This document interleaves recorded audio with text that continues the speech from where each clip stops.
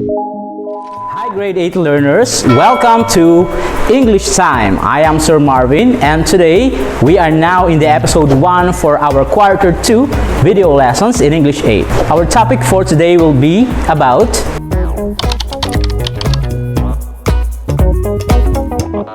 So before we proceed with our discussion, let us first have the objectives of today's lesson. After going through this module, you are expected to A. Differentiate the tables, graphs, and maps in terms of purpose in varied text types like expository texts. B. Choose the most appropriate chart or graphs to illustrate the information. Let us first have this game. Are you familiar with this? This is called the pictogram game or the rebus puzzle game. Let me give you an example. So in this picture, we can see that there are two words, the stand and I. And we have the underline in between these two words. Now, all you need to do is just to depict the hidden meaning in this pictogram. For example, in this pictogram, the answer is I understand. I understand means someone or you understand something. You can comprehend something that is presented to you.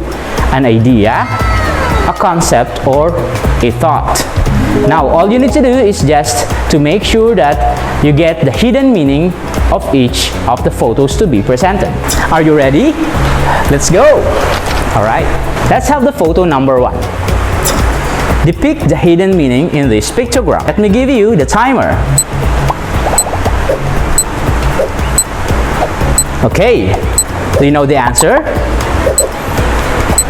Correct.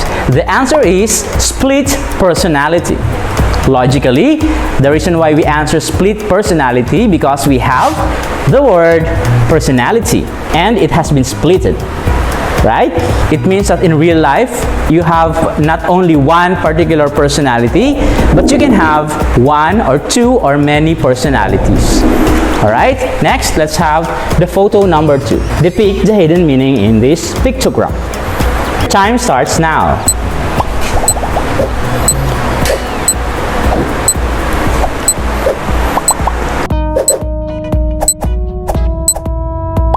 Very good.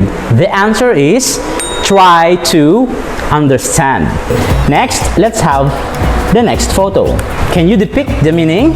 Your time starts now.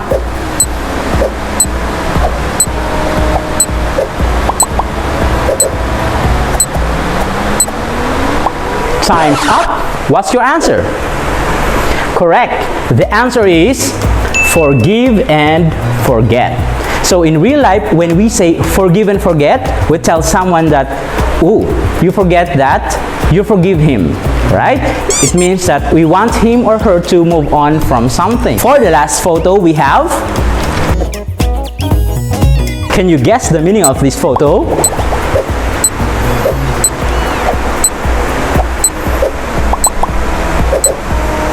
Correct.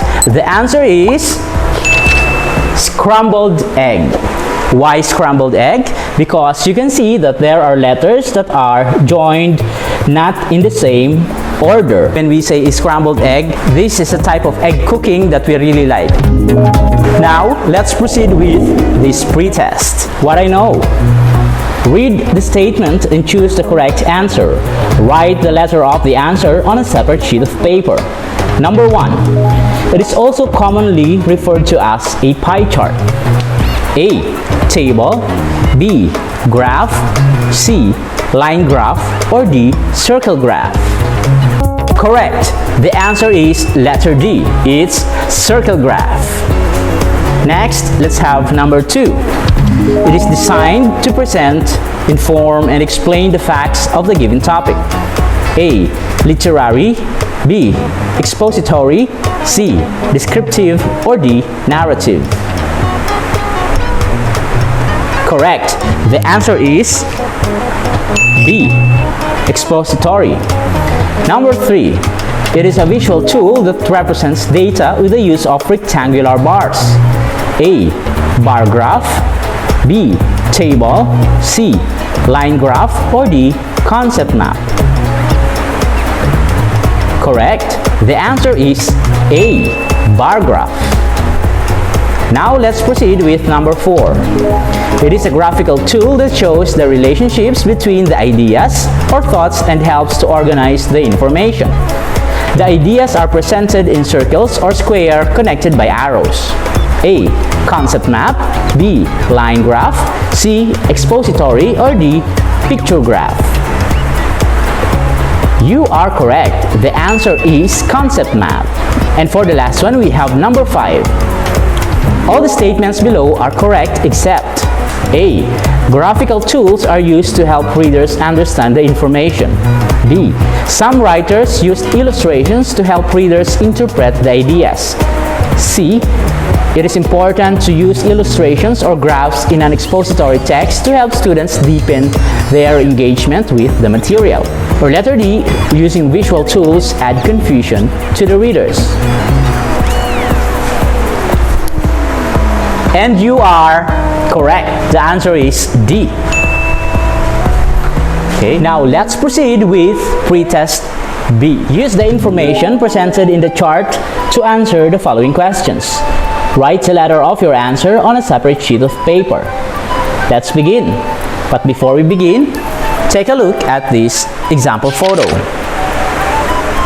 Okay, so now let's proceed with the questions. Number 1. Look at the graph. What does the graph measure? A. The total electricity used monthly. B. The number of kilowatts used by the appliances. C. The number of hours used by the electricity every day. Or letter D. The hours appliances used yearly. Alright, let's proceed with number 2. The vertical axis of the graph represents the blank. A. The amount of electricity used. B. The hours per day. C. The different home appliances. Or letter D. The number of home appliances. Let's proceed with number 3. Look at the graph carefully. If there is a vertical axis, there is also a horizontal axis labeled as appliances. There are 2 bars used in the graph. What does the red bar measure? A. The amount of electricity used per day. B. The amount of electricity used every weekend. C. The amount of electricity used per month. Or letter D. The amount of electricity used every weekday. Alright, for number 4 we have, next to refrigerator, which home appliance is used most frequently on weekends? A. Television. B. Lights. C. Aircon. Or D. Electric fan. And for the last one, we have this one. Based on the graph, how many hours is aircon used on a weekend? A. 13. B. 10. C. 8. Or D. 17.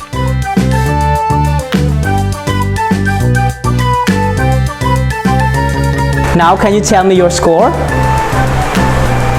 What is your score? Good. Now, let's proceed. In today's lesson, we will be talking about how important the communication is, how important it is to express yourself to other people. When we say communication, it is the act of transferring information from one person to another, with or without the use of words. It helps people not only to express their ideas or thoughts and feelings or emotions, but also to understand the feelings of others. There are 2 types of communication: the verbal communication and the non-verbal communication. When we say verbal communication, it is a type of communication with the use of words and languages that may be spoken or written to communicate or to transfer message to the other person. When we say non-verbal communication, it is a type of communication that uses facial expression, gestures, eye contact, and even body postures to communicate with other people. Basically, when we say verbal communication, we use language, may that be written or oral. As long as we use our language or dialect, that is called verbal communication. So here are examples of verbal communications. Now, when we say non-verbal communication, we only use physical gestures, physical postures, right? And these are also ways on how you communicate or we communicate to other people. Alright? Now, do you know communication? Let's proceed. Now we will be talking about expository texts. Expository texts usually use graphics or visual tools not only to show the information and facts but also to help readers understand the concept presented. This module will show you some ways in presenting graphics found in expository text. Right? Okay, so let's have this activity. Analyze the pictures below. What can you say about the given pictures? Write your answer on a separate sheet of paper. Okay, now these photos are important for us to organize ideas, right?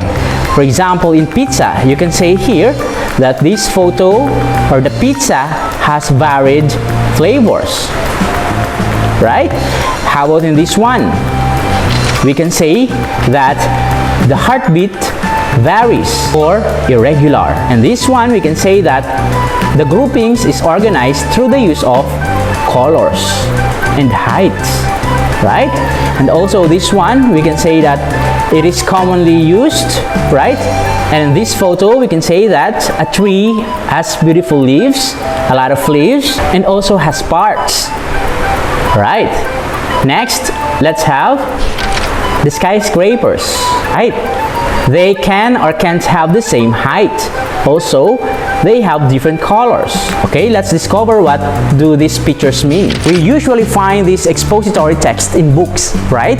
From elementary up to now, we were fond of reading books with tables, with graphs. Now, we can see illustrations, charts, graphs, and maps that are used not only to organize the information, but also to help the readers to understand the concept presented. The primary purpose of presentation, may that be oral, written, or visual, is communication.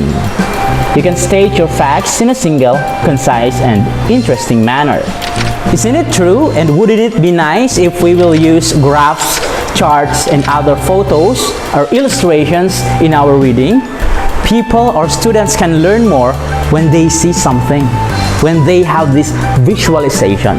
Remember, it is a fact that when we present something or when we present information with pictures, with illustrations, we can make someone be excited, right? It is important that we seek value to our presentation or we add value to our presentation, because by doing that, we can inform, not just inform, but also communicate well, excite, and entertain these people who are reading or watching us. Most graphs or charts have a legend or key to help you interpret the graphs or charts. Some graphs or charts might not have a legend, but if there are multiple lines or bars per category, then there will be one. Graphs and charts are often color-coded, and the legends will tell you what each color represents. Table: a collection of related numbers, values, signs, or items of any kind, arranged for ease of reference or comparison, often in parallel columns. Let's have the example. Right, this is our example. So table has columns and rows. These columns and rows represent specific data for gathering our result. In here we can see the title, and we can see the category of columns and also the rows and the input data. This is an illustration that has data. And now, this is the narrative or the expository text. Do you know that they have relationships? Whatever is contained in the table, assume that they will be found in our expository text or in the narrative. Example: this table shows the level of agreement in using ICT in acquiring English language. In the first question, out of 44 respondents, none had answered strongly disagree. 1 answered disagree, 6 answered undecided, 22 answered agree, and 15 respondents answered strongly agree. In the second question, none had answered strongly disagree and disagree. 8 answered undecided, 26 answered agree, and 10 answered strongly agree. It shows that most of the respondents answered strongly agree in both questions. Therefore, most of the respondents considered ICT as a helpful tool in acquiring English language and desiderate implementing technology in acquiring English language. And now let me introduce you to the different graphs that we use. 1. Circle graph. Shaped like a circle, it is divided into fractions that look like pieces of a pie, right? When we say pie, we mean circle. That's why we have pizza pie, apple pie, tuna pie, etc. Did you notice? They are all circle. Now, a circle graph is also called a pie graph or circular graphs in general. For example, in this photo, we have favorite desserts of children. Data are divided according to fractions. Our pie graph shows the favorite desserts of children.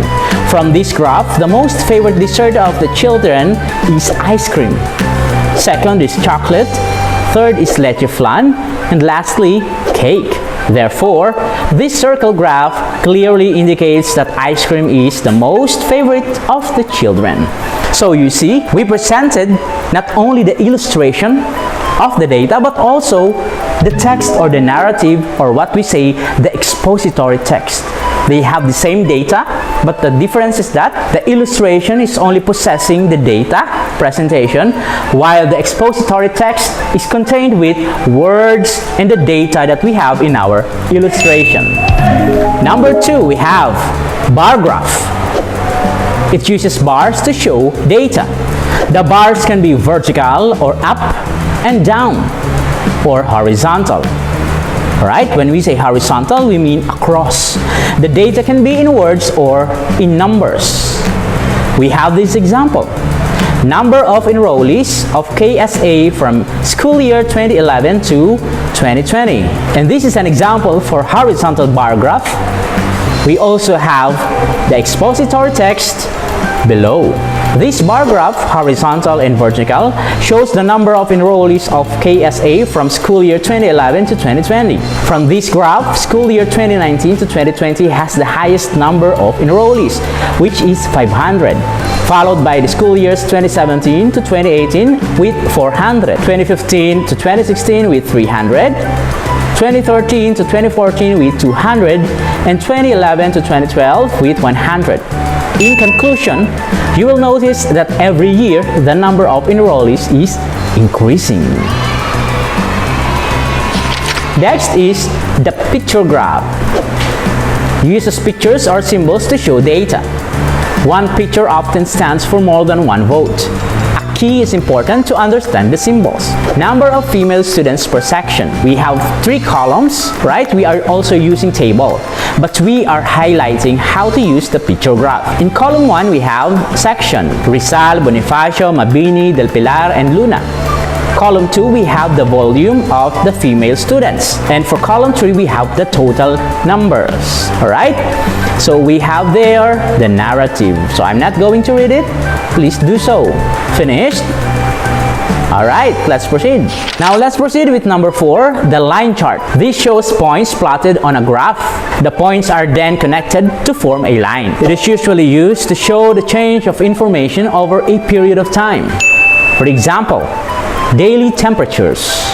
Alright, we can see that there are days, Monday, Tuesday, Wednesday, Thursday, and Friday. So we have the weekdays, right? And you can see that there are specific points where shows the data for the high temperatures and the low temperatures. And we have also the expository text below. Next, we have the concept map or concept information map. It is used in organizing information. Kinds of poetry, right? We have lyric poetry. Under the lyric poetry, we have ode, elegy, song, ballad, and sonnet. Kinds of poetry. We have narrative poetry. Under the narrative poetry, we have epic, metrical romance, and metrical tale. Okay, we have also dramatic poetry, which includes declamation, melodrama, soliloquy, and monologue. Alright, so let's practice. Let's have the practice now. Can you answer this? Okay, directions for activity 1. Give the information in the chart. Identify if the statements below are correct or not. Put a check for correct statements and cross for incorrect statements. Do this on a separate sheet of paper.